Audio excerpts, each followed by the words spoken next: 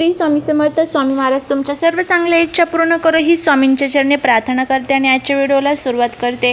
पण त्या अगोदर चॅनलवरती नवीन असाल तर सबस्क्राईब करा आणि शेजारील बेल आयकॉनलाही प्रेस करा, म्हणजे माझ्या सर्व नवीन व्हिडिओचं नोटिफिकेशन तुम्हाला मिळेल आणि तुम्ही एक पण व्हिडिओ मिस करणार नाही.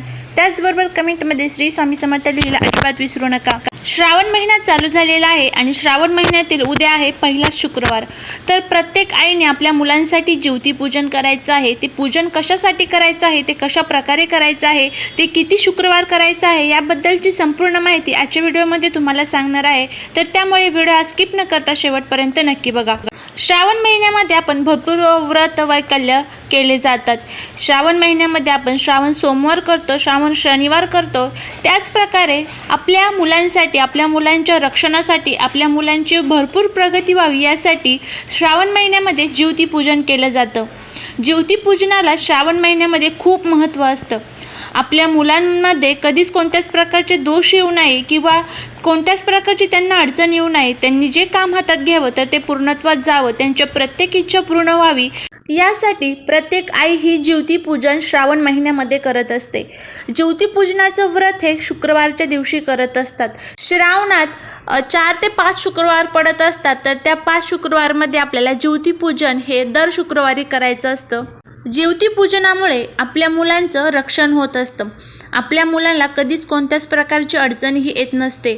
ज्योती पूजनामुळे आपल्या मुलांची भरपूर प्रगती होत असते. त्यांना अखंड आयु आरोग्य लाभत असतं.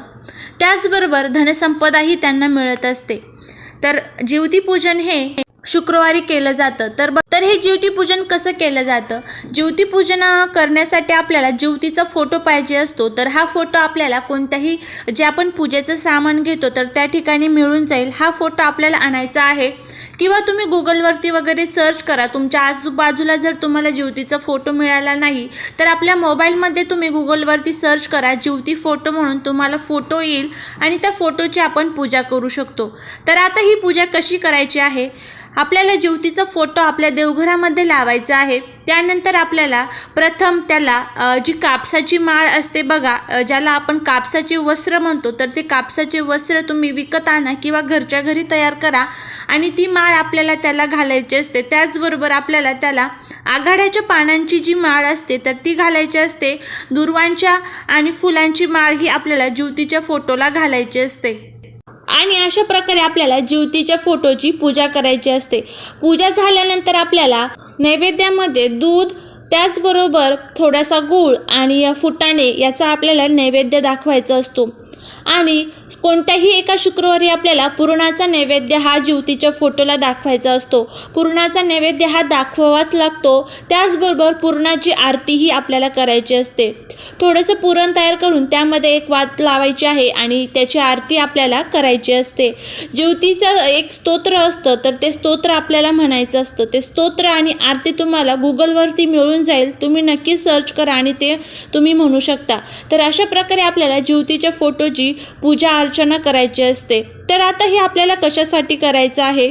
तुम्ही बघत असाल ज्योतीच्या फोटोमध्ये पहिला फोटो असतो तो नरसिंह यांचा. तर त्यांनी भक्त प्रल्हाद यांना वाचवण्यासाठी तो अवतार घेतलेला होता. दुसरा फोटो हा असतो भगवान श्रीकृष्णांचा. भगवान कृष्ण यांनी छोट्या छोट्या बाळगोपाळांना वाचवण्यासाठी नागाचा त्यांनी संहार केला होता. तर त्यामुळे तो फोटो तिथे आहे. त्यानंतर खाली 2 ज्योतीचा फोटो आहे. तर त्यांनी 2 मुलांसाठी ती पूजा केली होती आणि त्या मुलांचे रक्षण केले होते. आणि त्यानंतर खाली बुध आणि बृहस्पती आहे. ते बुध आणि बृहस्पती आपल्या मुलांना आयु आरोग्य आणि अपार धनसंपदा देत असतात. तर त्यामुळे अशा प्रकारे या ज्योतीच्या फोटोचा अर्थ असतो आणि ह्या ज्योतीच्या फोटोची आपल्याला पूजा करायची असते. पूजा झाल्यानंतर आपल्याला आपल्या मुलांसाठी प्रार्थना करायची असते. आपल्या मुलांच्या सर्व अडचणी दूर व्हाव्यात, त्याचबरोबर त्यांना जे काही त्यांच्या अभ्यासामध्ये अडथळे येत आहेत तर ते अडथळे दूर व्हावेत यासाठी आपल्याला प्रार्थना करायची असते. मुलांना अखंड आयु आरोग्य लाभावं, भरपूर धनसंपदा लाभावी, त्यांच्या जीवनामध्ये कधीच कोणत्याच प्रकारची अडचण येऊ नये तर त्यासाठी आपल्याला प्रार्थना करायची असते. हे जे व्रत आहे प्रत्येक शुक्रवारी करायचं असतं. शुक्रवारी त्याचबरोबर आपल्याला कुलदेवीची आणि माता लक्ष्मीचीही सेवा करायची असते. तर अशा प्रकारे ज्योतीची पूजन हे आपल्याला प्रत्येक शुक्रवारी प्रत्येक आईने आपल्या मुलांसाठी करायचं असतं. ज्योतीचा फोटो नसेल तर मोबाईलमध्ये वगैरे तुम्ही सर्च करा, मोबाईलमध्ये तुम्हाला फोटो मिळून जाईल गुगलवरती आणि त्या फोटोची तुम्ही पूजा करा. त्या फोटोलाच तुम्ही जे आघाड्याचे पानं असतात तर त्याचा हार आणि जे कापसाचे वस्त्र असतं तर त्याचं वस्त्र आपल्याला ते घालायचं असतं. त्याचबरोबर ज्योतीचं पूजन झाल्यानंतर आपल्याला संध्याकाळी आपल्या मुलांना पाटावरती बसवायचं असतं. त्यानंतर त्यांची आपल्याला आरती ओवाळायची असते, म्हणजेच त्यांचं औक्षण आपल्याला करायचं असतं. हे प्रत्येक शुक्रवारी सेम टू सेम आपल्याला करायचं आहे. शेवटच्या शुक्रवारी आपल्याला पुरणाचा नैवेद्य दाखवायचा असतो. तर अशा प्रकारे हे ज्योतीचं पूजन हे शुक्रवारी आईने आपल्या मुलांसाठी करावं लागतं. यामध्ये तुम्हाला जर उपवास धरायचा असेल तर तुम्ही उपवास धरू शकतात किंवा मग तुम्हाला उपवास धरणं शक्य नसेल तर फक्त पूजन जरी केलं तरीही चालेल. आता काही जण ज्योतीच्या फोटोची फ्रेम करून ठेवतात किंवा मग आता पूजन झाल्यानंतर त्या फोटोचं काय करायचं तर 4 ते 5 शुक्रवार झाल्यानंतर आपल्याला तो फोटो आहे तर तो पाण्यामध्ये तुम्ही विसर्जन करून देऊ शकतात किंवा मग पुढच्या वर्षीसाठी तो व्यवस्थितपणे एखाद्या देवपूजेचं ज्या ठिकाणी तुम्ही सामान ठेवतात तुमच्या घरामध्ये तर तिथे तुम्ही तो व्यवस्थितपणे ठेवू शकतात, जेणेकरून तो पुढच्या वर्षीही आपल्याला कामाला येईल. अशा प्रकारे ज्योतीचं पूजन करून आपल्याला ते फोटोची पूजा करायची असते आणि आपल्या मुलांसाठी आपल्या मुलांना चांगले आरोग्य लाभावं यासाठी प्रार्थना करायची असते. आपल्या मुलांच्या रक्षणासाठी त्यांच्या भरपूर प्रगतीसाठी आपल्याला अशा प्रकारे प्रार्थना करायची असते. हे जे व्रत आहे तर ते भरपूर महत्त्वाचं आहे श्रावण महिन्यामध्ये, कारण हे व्रत फक्त श्रावण महिन्यामध्येच श्रावण शुक्रवारीच केलं जातं. यामुळे भगवान शिवशंकर हे खूप लवकर प्रसन्न होतात आणि आपल्या मुलांना अखंड आरोग्याचा आशीर्वाद देतात.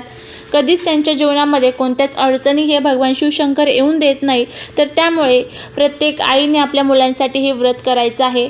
जर तुम्हाला पिरियड सुतक वगैरे असेल तर तुम्ही हे व्रत करू शकत नाही, पुढच्या शुक्रवारपासून तुम्ही ते करू शकता. तर बघा अशा प्रकारे आपल्याला हे श्रावण शुक्रवारी व्रत करायचं आहे. तर चला, झालेली सेवा ही महाराजांच्या चरणी अर्पण करते आणि व्हिडिओ इथे संपवते. श्री स्वामी समर्थ.